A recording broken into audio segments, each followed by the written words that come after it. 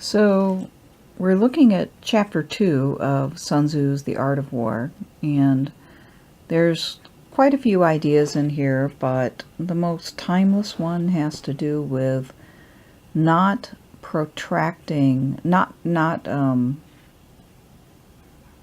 dragging things out. Do not engage in a protracted situation. Now, sometimes this is easier said than done. Sometimes it's not possible to know whether you will be able to accomplish your goal quickly or not. But I guess Sun Tzu's point here is that you better think long and hard before you start and make sure that you can actually accomplish a concrete goal. So if you don't have a concrete goal, stop there and wait until you do. But even if you do have a concrete goal, a very specific goal, then you better know what it would take to achieve that goal in a fairly quick fashion. Because if it takes a long time, there's all sorts of other complications that come into play, and the longer it takes and the more complications there are, the more likely there is that something will go wrong. The odds of something going wrong go up. So I'm reading from the Art of War that is translated by the Sanshi group. It's online. And so I'm using something that you all can get. Sonshi, the Sanshi group. It's a good translation. And so I'm focusing in on phrases such as, when doing battle, seek a quick victory. A long battle will blunt weapons and diminish ferocity. So, very simply, the longer things go on, the more your resources of weapons and energy and basically morale are depleted. This is a very fundamental truth about human things. The longer that things go on and don't come to a conclusion and become difficult, the more likely it is that you're not going to succeed. So this seems obvious and it seems like a truism, but again, Sun Tzu is saying this because obviously not everybody understood this according to, his own estimation at the time, and very rightly so. People don't understand this. They go rather blithely into these adventures, thinking that they've got the magic formula or theory that will explain how things are going to happen very smoothly and quickly, only to be very surprised when it doesn't work out the way they intended and it doesn't go along with their plans. So Sun Tzu is saying, back up and be honest with yourself and think about what could go wrong.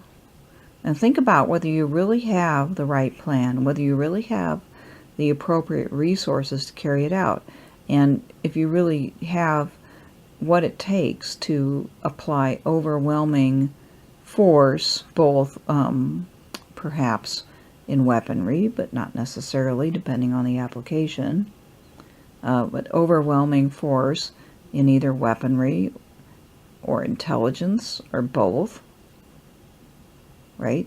Is the situation right or is it not? So a lot of what's in this second chapter applies to this general precept. He says, for instance, if troops lay siege to a walled city, their strength will be exhausted. Sun Tzu is very against sieges for this general reason, that they take a long time. And the longer that they go on, the more your troops' energy is exhausted. And by the way, back then, the problem was often that staying in one place, you'd start to get all these rackets going on, the prostitution racket, drug racket, and, you know, as things went on, guys were getting diseases and dying from them, or, you know, just becoming diverted by things other than what they were doing. And pretty soon there's a humongous vulnerability to be exploited by the enemy. And sometimes plague would occur. Some disease would come through, not just plague, but some disease would come through because of the concentrated numbers of people surrounding the town, or whatever they might be surrounding the, you know, number of people there with poor hygiene and lack of healthy living and supplies would create disease. So suddenly what you think is a great strength, that you've surrounded this town and you're not letting anything in, becomes a humongous weakness as time goes on that can be exploited by your enemy. So basically Sun Tzu is saying, just flat out, do not drag things out. Do not in any way choose a strategy that involves dragging things out. If you think things are going to go fast, you better think again and make sure you understand how to get things done quickly. And if you cannot, then you should not get involved. And this is something that I want to emphasize very much.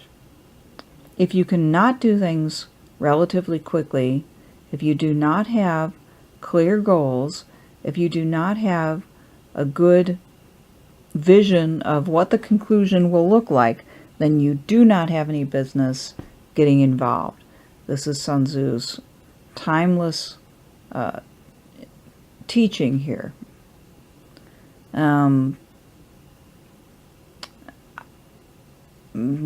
would think it would be obvious. It's not obvious at all. We still do it. We're doing it now. So Sun Tzu says things like, if the army is involved in a long campaign, the nation's resources will not suffice.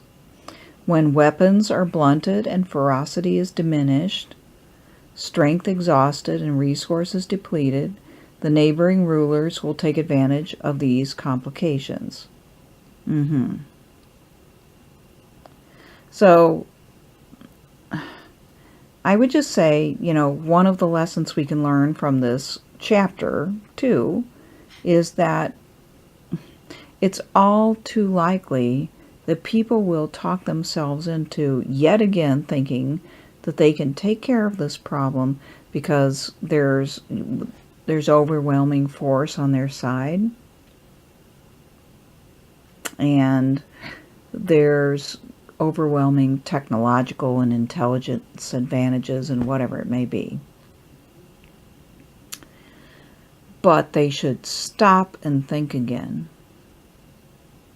and think about the possibilities for being drugged down, for being put into a situation of siege